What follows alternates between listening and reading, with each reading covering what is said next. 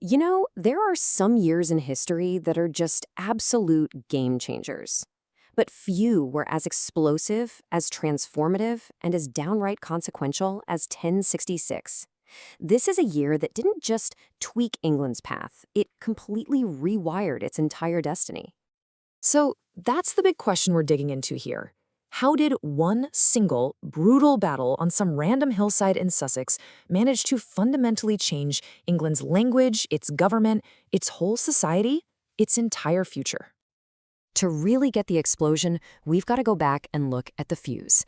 And it all kicked off, as these things so often do, with the death of a king.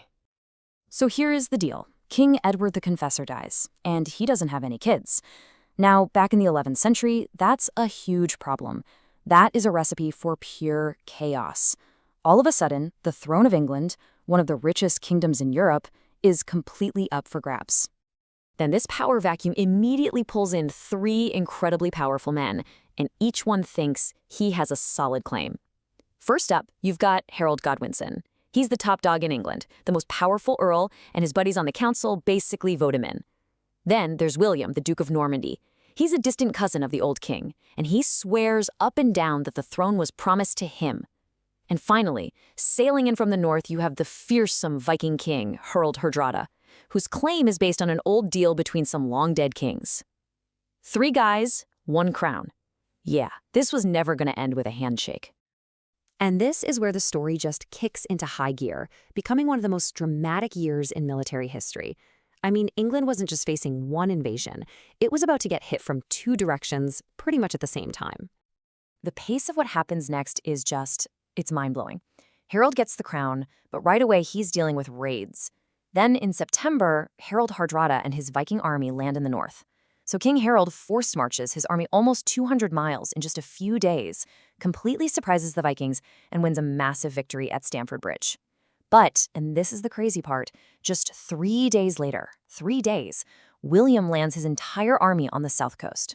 And nobody's there to stop him. And this is the real kicker, the tragic irony of it all. Harold's brilliant victory at Stamford Bridge was also incredibly costly. His army was exhausted, beaten up, and now they were hundreds of miles away from the new Norman threat. He had to turn his exhausted guys around and march them all the way back south to face a brand new enemy who was fresh and ready to fight. So, all of this sets the stage for the final showdown. One battle to decide everything, the Battle of Hastings. Okay, so when these 2 armies faced off, it was a total clash of styles. You could think of it as old school versus new school.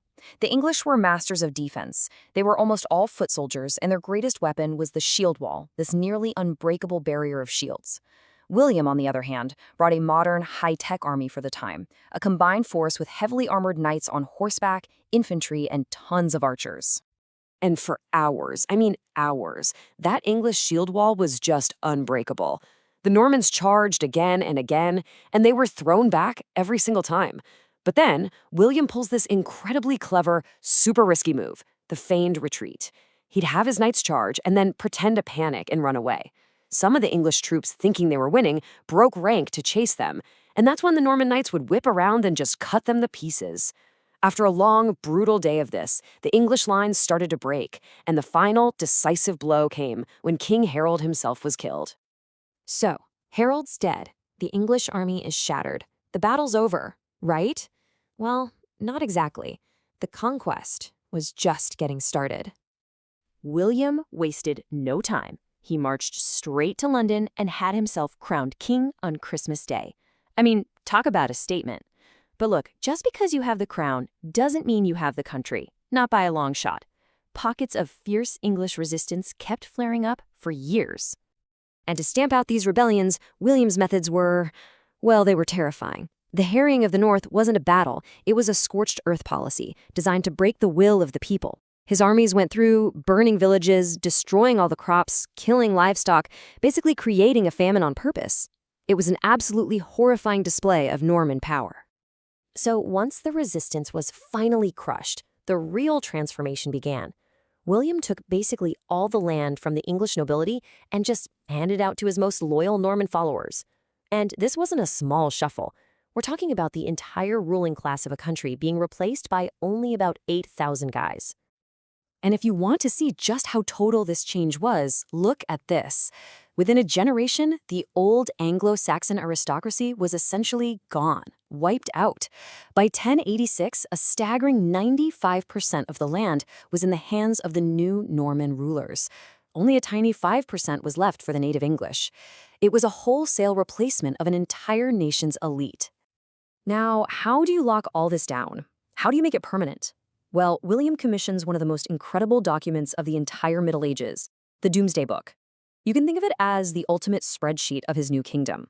It was this unbelievably detailed survey of who owned what, where, right down to the last pig.